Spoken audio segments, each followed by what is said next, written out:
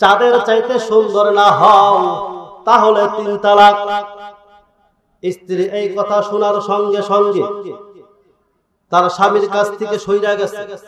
স্বামীর কাছ থেকে সইরা মুখের মধ্যে কাপড় লাগাইয়া পর্দা শুরু করেছে এবং স্বামীকে উদ্দেশ্য কইরা বলে, ও স্বামী, স্বামী রে, আপনি আমাকে চাঁদের চাইতে যদি সুন্দর না হয় তাহলে আপনি আমাকে তালাক বলেছেন, আমি তো তালাক হয়ে গেছি, আপনার সাথে আমার দেখা দেওয়া জায়েজ নাই, আর আমি কথাও বলতে পারবো না। এই কথা বলে স্ত্রী পর্দার মধ্যে চলে গেল। আল্লাহু আকবার। ঈসা ইবনে মুসা হাশেম চিন্তায় পড়িয়া গেল। চিন্তায় পড়িয়া এরকম ভাবে আল্লাহর কাছে ফরিয়াদ করে, ও আল্লাহ, আল্লাহ গো, আমি এইটা কি করলাম, আমি এইটা কি বললাম, কি বলতে কি হয়ে গেল, ও আল্লাহ। এরকম আল্লাহকে ডাকতে থাকে আর আল্লাহর কাছে পানা চাইতে থাকে। এরকম করতে করতে করতে করতে সকাল হয়ে গেছে। সকালবেলা রাজ দরবারে যাইয়া এরকম ভাবে খলিফা আবু জাফর মনসুরের কাছে যাইয়া বলে, ও খলিফাতুল মুসলিমিন, খলিফাতুল মুসলিমিন রে, আমি তো আমার স্ত্রীকে নিয়া এরকম ভাবে রাতের বেলায় ছাদের উপরে বসা ছিলাম, আমার স্ত্রীর দিকে একবার তাকাই আর ওই চাঁদের দিকে আমি একবার তাকাই। ও খলিফাতুল মুসলিমিন, খলিফাতুল মুসলিমিন রে, আমি তাকায় দেখি আমার স্ত্রীর চেহারা এত সুন্দর, তার প্রতি আমার এত ভালোবাসা আইসা পড়ছে, আমি আবেগভূত হইয়া আমার স্ত্রীকে আমি বলে ফেলছি, যদি ওই চাঁদের থেকে তুমি সুন্দর না হও তাহলে তুমি 3 তালাক। স্ত্রীর সাথে ঝগড়া লাগলেই 14 গোষ্ঠী শুদ্ধ তালাক দিয়া দেন।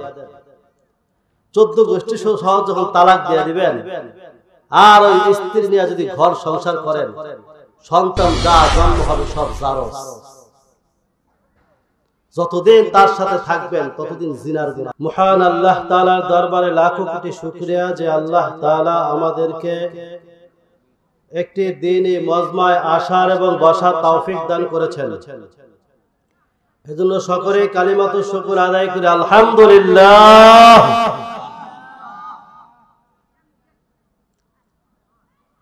আল্লাহ তাআলা বান্দাকে হাসরের ময়দানে মাফ করার জন্য শুধু ওসিলা খোঁজে। কি খোঁজে ভাই? ওসিলা খোঁজে, যে আমার বান্দার আমল নামায় কোন নেক আমল পাওয়া যায় কিনা, নেক কাজ পাওয়া যায় কিনা। আজকে এই যে মাহফিল হইতেছে, এটা যে একটা জান্নাতের বাগান, এতে কোনো সন্দেহ আছে? কারো কোনো সন্দেহ নাই।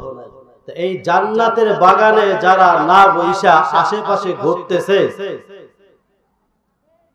তাদের কাল কিয়ামতের ময়দানে যখন আল্লাহ তাআলা ওসিলা খুঁজবে, আমার তো মনে হয় এর চাইতে সহজ আমল আর হবে না যেটা ওসিলা বানানো যায়। আল্লাহ তাআলা আপনাকে আমাকে কত আদর কইরা, যত্ন কইরা, কত মায়া কইরা, দয়া কইরা বানাইছেন, নিজ সূরতে বানাইছেন। সূরা 3 এর মধ্যে আল্লাহ তাআলা এর একটা নমুনা বলছেন। আমি আপনাদের সম্মুখে সূরা 3 থেকে তেলাওয়াত করেছি। আল্লাহ চাহেন তো এই বিষয়ের উপরে কিছু মুযাকারা হবে। এর আগে আমরা একটু আল্লাহর সাথে একটু যোগাযোগ করে নেই, আল্লাহর সাথে একটু লাইন করে নেই। কারণ আল্লাহর সাথে যোগাযোগ করার মাধ্যম হলো জিকিরের মাধ্যমে, কলবের মাধ্যমে আল্লাহর সাথে বান্দার একটা যোগাযোগ হয়। একটু জিকিরের মাধ্যমে মাওলার সাথে একটু কানেকশন করে নেই। আল্লাহ তাআলা এই মজমাকে খুব একটা দামি মজমা বানাইছেন, যেই মজমার প্রত্যেকটা আমল আল্লাহর কাছে কবুল হয়। আল্লাহর নবী সাল্লাল্লাহু আলাইহি ওয়াসাল্লাম বলেন, লা ইয়াকুদু কওমি ইয়াযকুরুনাল্লাহ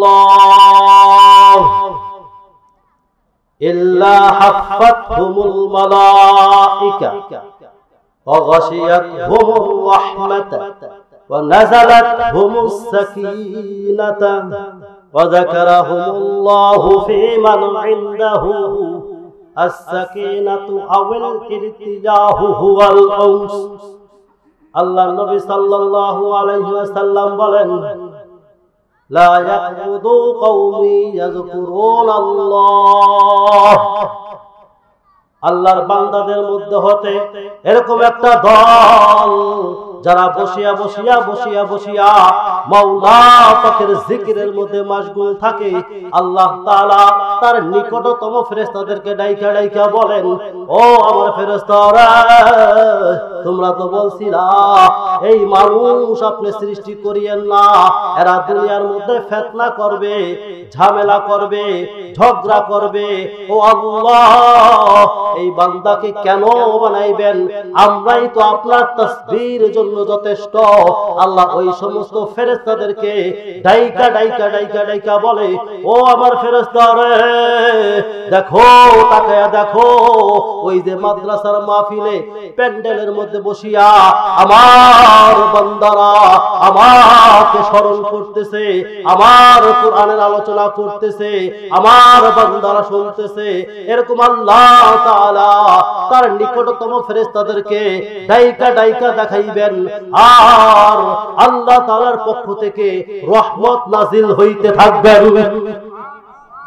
শুধু তাই না আল্লাহ তাআলার পক্ষ থেকে সাকিনা নাযিল হইতে থাকবেন কিতাবের মধ্যে লেখে সাকিনা আবার কি সাকিনা হলো আল্লাহ তাআলার সন্তুষ্টি যা আল্লাহর সাথে বান্দার একটা ভাব হয়ে যায় সম্পর্ক হয়ে যায় এই সম্পর্ক হয় মাওলা পাকের জিকিরের মাধ্যমে আল্লাহ তাআলাকে স্মরণ করার মাধ্যমে আমরা একটু জিকির করি লা ইলাহা ইল্লাল্লাহ لا إله إلا الله لا إله إلا الله لا إله إلا الله لا إله إلا الله لا محبوب إلا الله لا محبوب إلا الله لا محبوب إلا الله لا إله إلا الله لا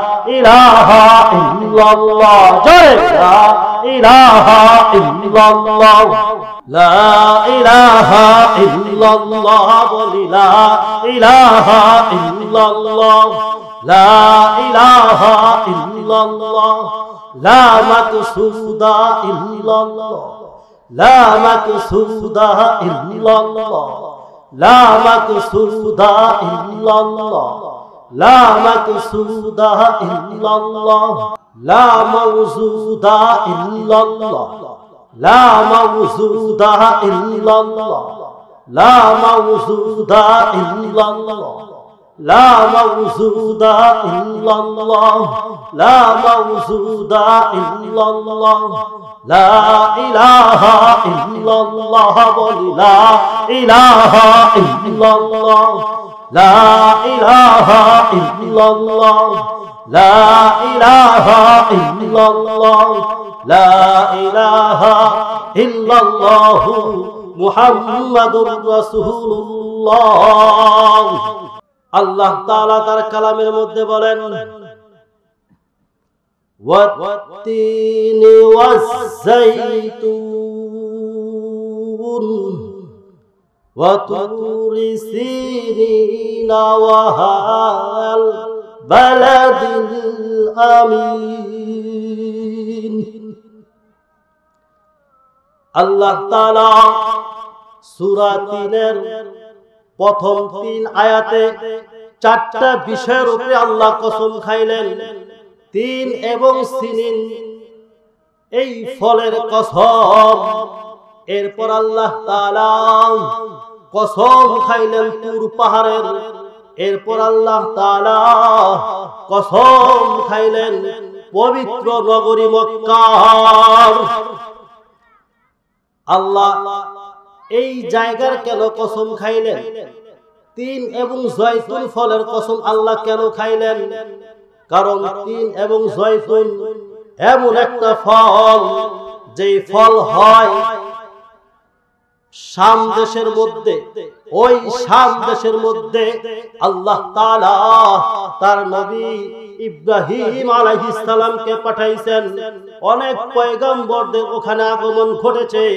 আল্লাহ তাআলা এই দুইটা ফলের নামের উপরে কসম খাইয়া আল্লাহ বান্দাকে বুঝাইতে চান, যেই জায়গার মধ্যে আমার খলিল ইব্রাহিম আগমন করেছে, এই জায়গার কসম খাইয়া বলি, ও আমার বান্দা, বান্দারে, তোমরা কি জানো না, তোমরা কি বুঝো না, যেই জায়গার মূল্য বেশি ওই জায়গার কসম আল্লাহ কেন খায়? এরপর আল্লাহ তাআলা কসম খান, ওয়াতুরি সিনিন, ওই তুর পাহাড়ের কসম খান। কেন আল্লাহ তাআলা তুর পাহাড়ের কসম খান? কারণ ওই তুর পাহাড়ে নবী মূসাকে আল্লাহ তাআলা এরকম ভাবে ডাকছিলেন। ওখানে নবী মূসা আল্লাহর সাথে কথা বলতেন। শুধু তাই না, আল্লাহর সাথে সাক্ষাতের জন্য নবী মূসা আল্লাহর কাছে প্রশ্ন করলেন, আল্লাহর কাছে জিজ্ঞাসা করলেন, ও আল্লাহ, আল্লাহ গো, আমি আপনার সাথে কিভাবে সাক্ষাৎ করতে পারি? আপনাকে আমি কিভাবে দেখতে পারি? আল্লাহ বলে, মূসা রে, আমাকে তুমি কেন, দুনিয়ার কোন মানুষ দেখা সম্ভব না। নবী মূসা বলে, আল্লাহ গো, আমি একটু চেষ্টা করে দেখবো, দেখতে পারি কিনা, আমার মনে চায়। আল্লাহ বলে, নবী মূসা, ঠিক আছে, তোমার যেহেতু মনে চায়, দেখো তুমি দেখতে পারো কিনা। আল্লাহ তাআলা তার কুদরতি ভাবে তার এরকম নূরের ঝলক শুধু একটু দুনিয়ার মধ্যে ফেলাইছেন, ওই তুর পাহাড়ের মধ্যে ফেলাইছেন। সঙ্গে সঙ্গে ওই তুর পাহাড় এরকম প্রকম্পিত হয়ে গেছে, চূর্ণ বিচূর্ণ হইয়া তুর পাহাড় চইলা এরকম ভাবে সুরমা হইয়া গেছে। আল্লাহু আকবার। সেই সুরমা আমরা এখন চোখে লাগে। এই জন্য আল্লাহ সেই তুর পাহাড়ের কসম খায়। অবশ্যই কারণ আছে। কি ভাই, কারণ আছে না? অবশ্যই কারণ আছে। আল্লাহ কেন এত মূল্যবান জায়গার কসম খায়? এরপর আল্লাহ তাআলা কসম খায় সূরা ৩ এর মধ্যে, ওয়াহাযাল বালাদিল আমিন, ওই পবিত্র নগরীর কসম খায়, যেই পবিত্র নগরী বলা হয় মক্কা নগরী। কাবা ঘরকে পবিত্র ঘর হিসেবে আখ্যায়িত করিয়া ওই পবিত্র নগরীর শপথ খায়। কারণ ওই পবিত্র নগরীতে আমাদের নবী জনাবে মুহাম্মদুর রাসূলুল্লাহ সাল্লাল্লাহু আলাইহি ওয়াসাল্লাম আগমন করেছেন। আল্লাহ তাআলা ওই জায়গার কসম খান। কত মূল্যবান কসম, কত মূল্যবান জায়গা। আল্লাহ কেন কসম খায়? আল্লাহু আকবার। কসম খাই আল্লাহ পরে বলেন, লাকাদ খালাকনাল ইনসানা ফি আহসানি তাকওয়িম। আল্লাহ বলে, বান্দারে, আমি তোমাকে সৃষ্টি করেছি সবচাইতে সুন্দর করে। বান্দা, তোমাকে আমি অবয়ব করে সৃষ্টি করেছি, এমন ভাবে তোমাকে আমি সৃষ্টি করেছি যে বান্দা, দুনিয়ার মধ্যে যত মাখলুকাত আছে সব মাখলুকাত থেকে আমি আল্লাহ তাআলা তোমাকে সবচাইতে সুন্দর করেছি। আল্লাহ যে মানুষকে সুন্দর করছে, একটা ঘটনা বললে আপনি বুঝে আসবে। তাফসীরে কিতাবের মধ্যে লেখা, এই ঘটনা আমার কোনো বানানো ঘটনা না, কোরআনের তাফসীরের ঘটনা, যেটা ইমাম কুরতুবী রাহমাতুল্লাহি আলাইহি বর্ণনা করছেন তাফসীরে মারিফুল কোরআনের মধ্যে। এই ঘটনার মধ্যে, এই ঘটনাটা বললেই বুঝে আসবে আল্লাহ আপনাকে আমাকে কত দামি কইরা বানাইছেন। ইমাম কুরতুবী রাহমাতুল্লাহি আলাইহি লেখেন, ঈসা ইবনে মুসা হাশিমি, তিনি খলিফা আবু জাফর এর রাষ্ট্রীয় একজন উচ্চ পদস্থ কর্মকর্তা ছিলেন। ঈসা ইবনে মুসা হাশিমি তার স্ত্রীকে নিয়ে বাড়ির ছাদের উপরে বসা। তার স্ত্রী খুব সুন্দরী ছিল। তো স্ত্রীর সাথে বৈশা কথা বলতেছে, এর মধ্যে হঠাৎ স্ত্রীর প্রশংসা করতে যাইয়া সে বইলা ফেলছে যে আমার স্ত্রী, তুমি যদি ওই চাঁদের থেকে সুন্দর না হও তাহলে তুমি 3 তালাক। ভালো করে বুঝবেন, স্ত্রীকে কি বললো? যদি তুমি চাঁদের চাইতে সুন্দর না হও তাহলে 3 তালাক। স্ত্রী এই কথা শোনার সঙ্গে সঙ্গে তার স্বামীর কাছ থেকে সইরা গেছে। স্বামীর কাছ থেকে সইরা মুখের মধ্যে কাপড় লাগাইয়া পর্দা শুরু করেছে এবং স্বামীকে উদ্দেশ্য কইরা বলে, ও স্বামী, স্বামী রে, আপনি আমাকে চাঁদের চাইতে যদি সুন্দর না হয় তাহলে আপনি আমাকে তালাক বলেছেন। আমি তো তালাক হয়ে গেছি, আপনার সাথে আমার দেখা দেওয়া জায়েজ নাই, আর আমি কথাও বলতে পারবো না। এই কথা বলে স্ত্রী পর্দার মধ্যে চলে গেল। আল্লাহু আকবার। ঈসা ইবনে মুসা হাশেম চিন্তায় পড়িয়া গেল। চিন্তায় পড়িয়া এরকম ভাবে আল্লাহর কাছে ফরিয়াদ করে, ও আল্লাহ, আল্লাহ গো, আমি এইটা কি করলাম? আমি এইটা কি বললাম? কি বলতে কি হয়ে গেল? ও আল্লাহ, এরকম আল্লাহকে ডাকতে থাকে আর আল্লাহর কাছে পানা চাইতে থাকে। এরকম করতে করতে করতে করতে সকাল হয়ে গেছে। সকালবেলা রাজ দরবারে যাইয়া এরকম ভাবে খলিফা আবু জাফর মনসুরের কাছে যাইয়া বলে, ও খলিফাতুল মুসলিমিন, খলিফাতুল মুসলিমিন রে, আমি তো আমার স্ত্রীকে নিয়া এরকম ভাবে রাতের বেলায় ছাদের উপরে বসা ছিলাম। আমার স্ত্রীর দিকে একবার তাকাই আর ওই চাঁদের দিকে আমি একবার তাকাই। ও খলিফাতুল মুসলিমিন, খলিফাতুল মুসলিমিন রে, আমি তাকায় দেখি আমার স্ত্রীর চেহারা এত সুন্দর, তার প্রতি আমার এত ভালোবাসা এসে পড়ছে। আমি আবেগভূত হইয়া আমার স্ত্রীকে আমি বলে ফেলছি, যদি ওই চাঁদের থেকে তুমি সুন্দর না হও তাহলে তুমি 3 তালাক। ও খলিফাতুল মুসলিমিন, এই কথা বলার সঙ্গে সঙ্গেই আমার স্ত্রী আমার থেকে দূরে সরিয়া গেছে। আমি এখন কি করব? আল্লাহু আকবার, আল্লাহু আকবার। এরকম ভাবে খলিফাতুল মুসলিমিন তিনি শুইনা আশ্চর্য হয়ে গেলেন। তিনি বললেন, ও আমার রাষ্ট্রীয় দায়িত্বশীল কর্মকর্তা, তুমি একটু শান্ত হও, তুমি একটু শান্ত হও। আমি অত্র রাজ্যের যত বড় বড় মুফতিয়ানে কেরাম রয়েছে, আমি সবাইকে একত্রিত কইরা আমি তাদের থেকে মাসালা নিতেছি, দেখি কি করা যায়। এরকম ভাবে ঘোষণা করিয়া দিল। রাষ্ট্রের মধ্যে সমস্ত উলামা কেরাম, মুফতিয়ানে কেরাম সব রাষ্ট্রের মধ্যে জমা করলেন।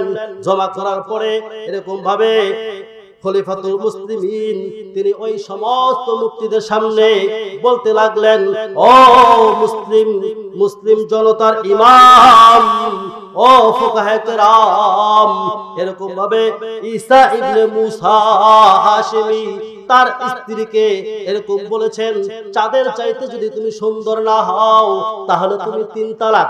এই কথা বলে ফেলছে। এখন এইটার সমাধান কি? সমস্ত মুফতিয়ানে কেরাম চুপচাপ কোনো কথা বলে না। তারা সবাই বলতেছে, তালাক তো হয়ে গেছে, তালাক না হওয়ার তো কোনো কারণ দেখি না। কেউই কোনো কারণ দেখে না। এই জন্য মুসলমান সাবধান, স্ত্রীর সাথে ঝগড়া লাগলেই 14 গোষ্ঠী শুদ্ধ তালাক দিয়ে দেন।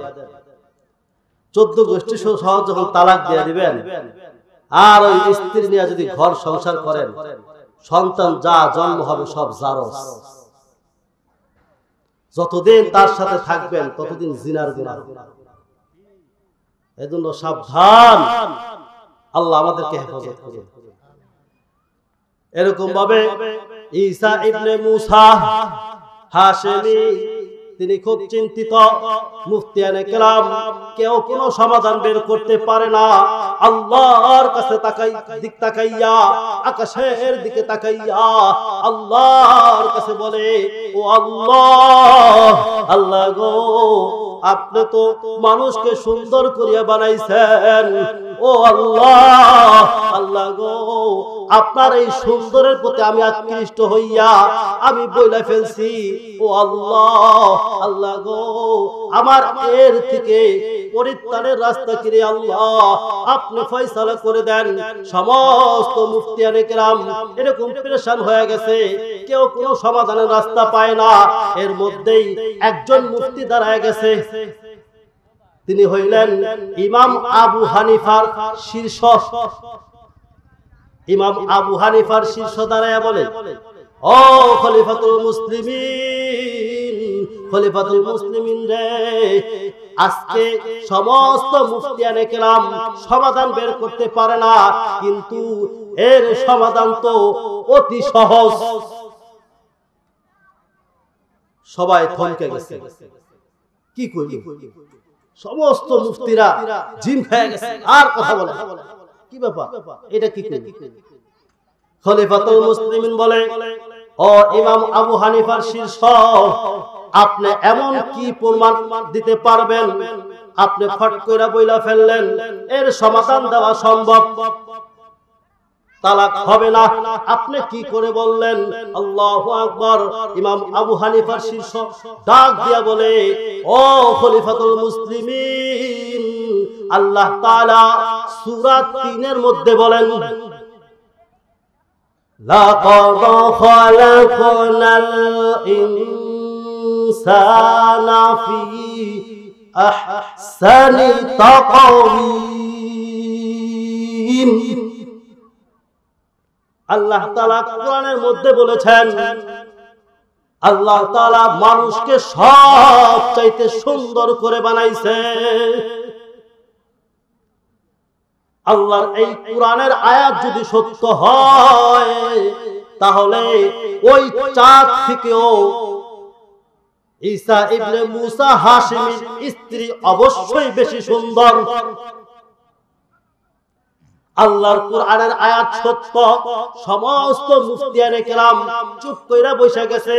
সবাই এক বাক্যে বলে উঠছে, হ্যাঁ, সে যেইটা বলেছে, ইমাম আবু হানিফার শীর্ষ যেইটা বলেছে, এইটা সঠিক কথা বলেছে। খলিফাতুল মুসলিমিন ফতোয়া দিয়া দিলেন, ঈসা ইবনে মুসা হাশিমির স্ত্রী তালাক হয় নাই, কারণ আল্লাহ কোরআনের মধ্যে বলেছেন মানুষ সবচাইতে সুন্দর, সবচাইতে সুন্দর, যত মাখলুকাত রয়েছে সবচাইতে মানুষ সুন্দর।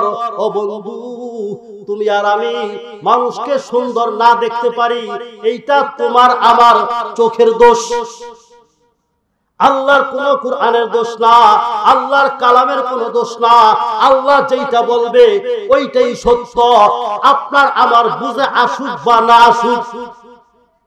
আল্লাহ কোরআনের মধ্যে বলেন, বান্দা সবচাইতে বেশি সুন্দর কইরা আমি আল্লাহ বান্দাকে বানাইছি।